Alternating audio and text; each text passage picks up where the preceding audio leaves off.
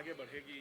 क्या कुछ रणनीति तय हुई है इस बार दिल्ली में? देखिए, जिस प्रकार से हम सभी लोग बार बार बोलते हैं कि भारतीय जनता पार्टी कार्यकर्ताओं की पार्टी है और भारतीय जनता पार्टी ने फिर से प्रमाणित करने का काम किया है, चाहे आदरणीय राष्ट्रीय अध्यक्ष श्रीमान नितिन नवीन जो चाहे मैं हूँ, एक निचले स्तर से आए हुए दोनों हम लोग कार्यकर्ता हैं और जमीनी स्तर से काम करते करते जो भी जिम्मेवारी जब भी आदरणीय नितिन जी नवीन जी को मिला हो चाहे मुझे मिला हो, हम लोगों ने ईमानदारी पूर्वक संगठन का कार्य करने का काम किया है, जिसका परिणाम है कि संगठन के निचले स्तर से लेकर के प्रदेश स्तर तक मुझे और राष्ट्रीय स्तर तक आदरणीय नितिन नवीन जी को लोगों ने विश्वास और भरोसा जताया है।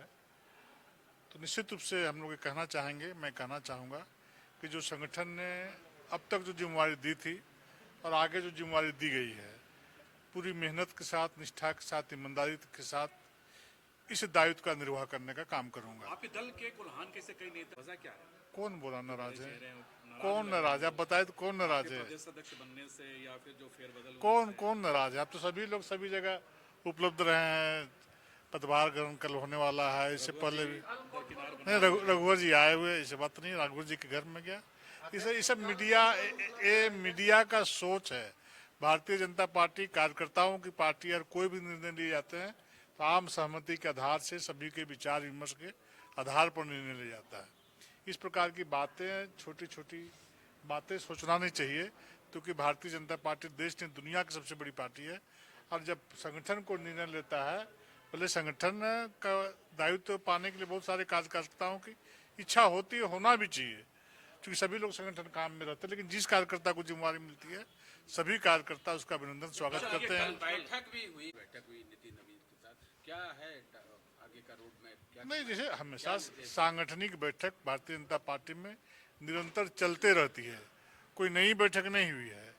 इससे पहले भी बैठक हुई है। स्वाभाविक राष्ट्रीय अध्यक्ष जी ने हम लोगों को आगे मार्गदर्शन देने का काम किया है कि आगे आगामी कार्यक्रमों को कैसे कैसे करना है, और बहुत जल्द आदरणीय राष्ट्रीय अध्यक्ष जी आपके झारखंड में आपके बीच जरूर आएंगे। सीएम के विदेश दौरे पर क्या टाटा के साथ एमओयू किया गया, ये एक सवाल आपने उठाया, लेकिन महाराष्ट्र के मुख्यमंत्री ने भी तो लोढ़ा के साथ किया, जो कि मुंबई का व्यवसाय। मैं चूंकि झारखंड में रहता हूँ, झारखंड की बात कर रहा हूँ। तो हर मुख्यमंत्री अब टाटा यहाँ से कितनी दूर है?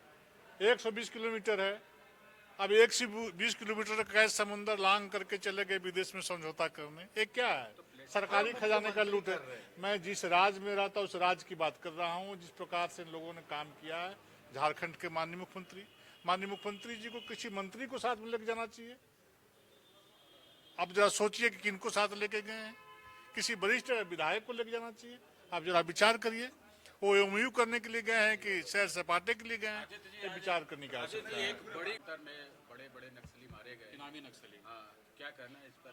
चाईबासा नहीं, ठीक है, मारे गए हैं तो अच्छी बात है, मारना ही चाहिए। और ये मुझे लगता है कि केंद्र की तरफ से जो अभियान चलाए जा रहे हैं, अमित शाह जी ने कहा है कि मार्च 2026 तक पूरे देश को नक्सली मुक्त करने का काम करेंगे, और उसी अभियान के तहत जो भी नक्सली मारे जा रहे हैं उस अभियान के तहत राज्य सरकार के लोगों को मजबूर होना पड़ रहा है। तो ये जो फिरौती का और ये जो अपहरण का जो यहाँ पर मामला चल रहा है, उद्योग चल रहा है, आप जरा विचार करके देखिए, अगर यदि रांची में आंदोलन हमारे कार्यकर्ता नहीं किए होते तो 2 महीना से गाय और मांझी का बच्चा नहीं आता। 2 महीने तक क्यों नहीं बरामद हुआ?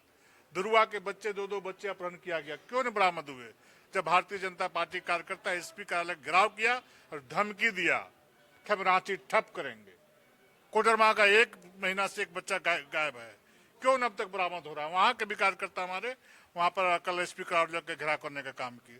जमशेदपुर के कार्यकर्ता जो 1 महीने से 1 सप्ताह से अधिक से एक युवा उद्यमी फरार क्या अपहृत है, वो अब तक बरामद नहीं हो रहा। हमारे वहां कार्यकर्ताओं ने भी एसपी कार्यालय का घेराव करने का काम किया है, और उसके बावजूद निकल रहा है।